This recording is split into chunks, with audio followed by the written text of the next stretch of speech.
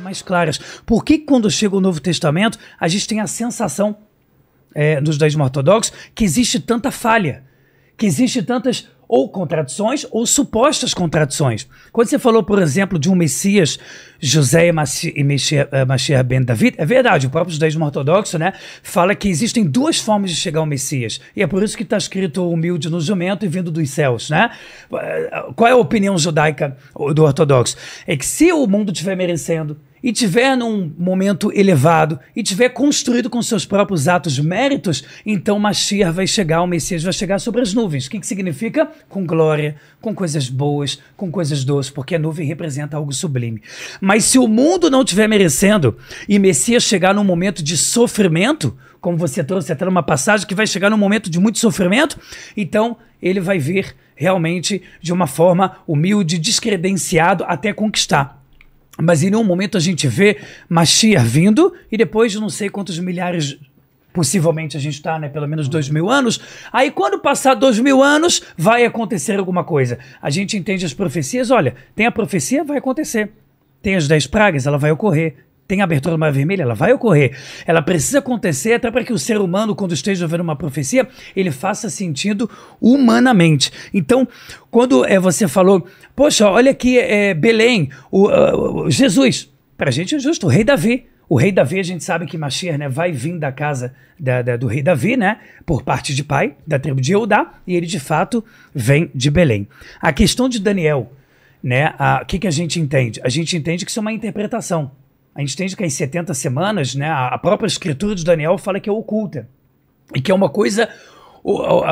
termina o livro de Daniel falando do ocultamento, que é o que Deus mesmo passou em relação a contas. Seriam as 70 semanas seriam... Então, a maior parte dos sábios do povo judeu e também do Talmud falam que é uma conta que vai ter sim ligação com Mashiach, mas que ele é uma conta oculta, que a gente só vai entender quando chegar Mashiach. E daqui que os sábios falam que a gente não deve fazer contas, porque isso gera frustrações.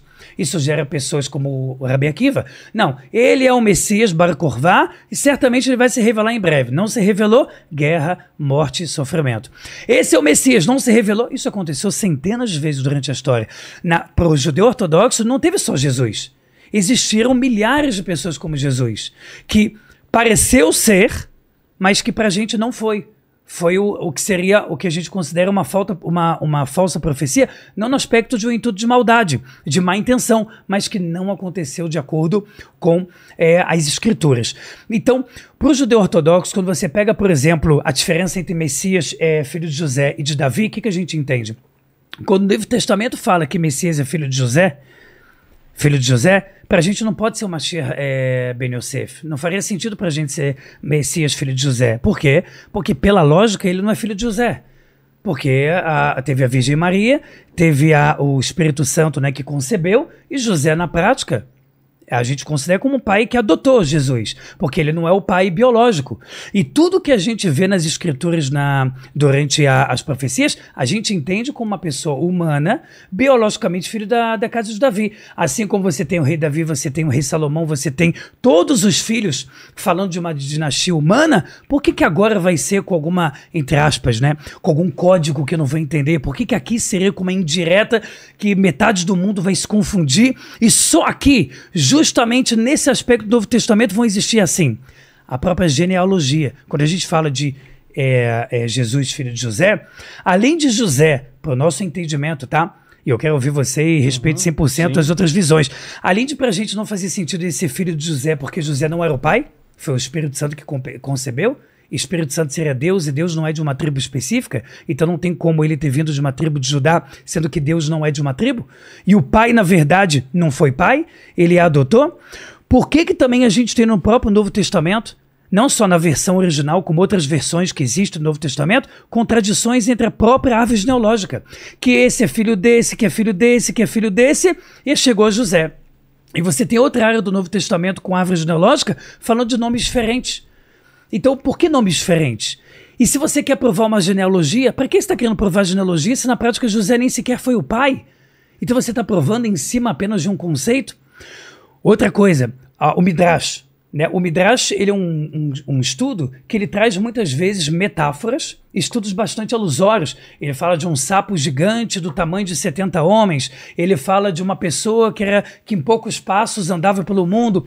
O Midrash é um estudo extremamente metafórico, que ele faz alusões muitas vezes fantasiosas para poder explicar um conceito. Então, no judaísmo, a gente não pega o Midrash como uma prova, a gente pega ele muitas vezes como um complemento. Ah, você tem uma profecia clara, você tem um ensinamento dos sábios claro, e aí você tem o Midrash, ótimo, ele vale pra gente como um grande complemento. Mas o Midrash se valer como a profecia em si, ou como um dado específico, também pra gente não faz sentido, porque o próprio Maimônides, né, que foi o maior legislador do povo judeu, para nós judeus há 1000 anos atrás, foi filósofo, matemático, grande rabino, foi um dos maiores médicos também considerados da geração. O que ele fala? Ele fala que a partir do momento que você acredita no Midrash como literal, você perdeu a consciência, porque muitas passagens do Midrash ele é 100% metafórico, ele fala de regras que não caberiam nem da lei da física, não caberiam nem numa lei lógica humana. Então, aí você falou do Rav Yitzhak Kaduri. Eu anotei só 2 pontos, depois eu me perdi. Depois eu falei, eu não vou anotar mais nada. Eu falei, eu vou anotar mais. Mas é muito bom que você tocou em vários pontos. Tem um papelzinho aí depois. Não pode ser nesse por favor. Esse aqui tá porque bom, fica tá melhor bom. para dividir Tá em temas, né? Não, mas tá ótimo. Então, por exemplo, o Rav Yitzhak Kaduri, né? Eu como sefaradita, você falou também sefaradita, né? O Rav Yitzhak Kaduri foi um dos maiores cabalistas, né? Tem vários livros que eu estudo dele, um grande rabino. Só que justamente várias rezas que ele escrevia, vários nomes sagrados que ele botava em pergaminho para as pessoas andarem com eles, era justamente, ele falava isso abertamente, tem vídeos dele que tem no YouTube, que hoje em dia você ainda pega vídeos dele, falando que era para evitar assimilação, para evitar pessoas entrarem em igreja, para evitar pessoas fazerem idolatria, que de acordo com o cristão não é idolatria, mas para o judaísmo é uma idolatria muito grave. Então o Rav Yitzhak Kaduri, ele foi uma grande personalidade que falava o que a gente não devia fazer para acabar chegando em idolatrias como Jesus. Eu já vi no YouTube, que aí essa do Rav Yitzhak Kaduri eu acho que virou uma grande teoria de conspiração. Por que eu digo isso, sim, né? Porque, assim, não tem nada histórico dele falando abertamente, não tem nenhum vídeo dele falando abertamente, não tem um livro dele falando nada abertamente, mas tem um suposto papelzinho que as pessoas chamam de Petek, né, lá, Monistar, que seria um papelzinho escondido que o Rav Yitzhak Kaduri escreveu, Jesus é Mashiach. E muitas pessoas falam abertamente dele no YouTube afora, mas eu falo, caramba, eu acompanho os livros dele, as aulas dele, as imagens dele, e nunca foi falado um ai sobre o assunto. Então por que existe essa ideia, que eu vejo bastante no cristianismo, de ele fez de um jeito, mas era para você entender de outro. Aconteceu A, mas era para você entender B. Ou seja, o tempo todo existe uma psicologia de possíveis contradições que parecem que tem menos clareza, deixam as pessoas mais confusas do que claras. Quando Deus deu a Torá, ele deu para em média 6 milhões de pessoas abertamente. Então aqui os 10 mandamentos. O povo inteiro escutou os mandamentos. Os 2 primeiros mandamentos, a gente vê na Bíblia que o povo escutou. A partir daí para frente, digo, Novo Testamento, não existiu mais nenhuma revelação aberta. Porque o que o cristão acredita que Jesus fez milagre, aconteceu com todas as religiões que você quiser imaginar. No budismo, no Hare Krishna, com todas as religiões que você quiser pegar do mundo, ele fez um milagre. Até hoje, se você vai numa igreja A, B e C, Candomblé, Umbanda, eu vi um milagre. Então, se a gente se basear nisso como prova cabal, a gente tá frito, porque todas as religiões, a princípio, mesmo falando coisas contrárias, seriam verdade. Então, o judaísmo, ele se sente seguro quando tem uma coisa clara. Olha, Deus falou, ele fez. Ele entregou a Torá, ele falou abertamente pro povo. Não teve no ouvido de alguém, não teve, ele falou pra Virgem Maria, e aí Deus concebeu e ninguém ficou sabendo e gerou confusão. Não existe essa ideia de muitas pessoas vão ficar confusas, porque não faria sentido Deus confundir o ser humano que ele quer passar a verdade. Se você quer passar a verdade pro teu filho, você não bota ele em situações que ele vai entender completamente errado. Não faria o menor sentido, na visão lógica humana, que Deus trabalhasse com essa dupla retórica para que as pessoas fossem parte caindo, parte não caindo. E por fim do argumento, todas essas questões do que Messias precisa fazer, de fato nós estamos esperando, né? A gente está esperando absolutamente tudo. Porque Tá próximo ou não dá para saber? Olha, a gente sempre quer ter a esperança, né? O Maimônides, ele tem os 13 princípios, que eu não sei se os 10 do Messiânico também apoia, os 13 princípios de fé do Maimônides, que ele fala, mesmo que ele demore todo dia, eu vou esperar. Existe uma esperança interminável, diária, pela vida do Messias. Mas quando a gente vai ter certeza? Quando para nós judeus vai ser uma coisa clara? Quando a gente vê que tudo que está escrito em Isaías, tudo que está escrito em Daniel, tudo que está escrito sobre o Vale dos Ossos, sobre a ressurreição vai acontecer. Porque se a gente pegar, como você trouxe ali a questão, um estudioso da universidade, né, hebraica, ele trouxe que numa pedra poderia ser justamente a ressurreição. De novo, a gente pode voltar para as mitologias, onde, de acordo com muitas delas, foi exatamente a mesma história. Né? Horus, Krishna, Mitra, foi a mesma história. Nasceu 25 de dezembro, nasceu de uma mulher virgem, foi crucificado, teve a ressuscitação em 3 dias, e aí eu vou ter quantos deuses para acreditar? Eu vou ter quantas possibilidades para crer?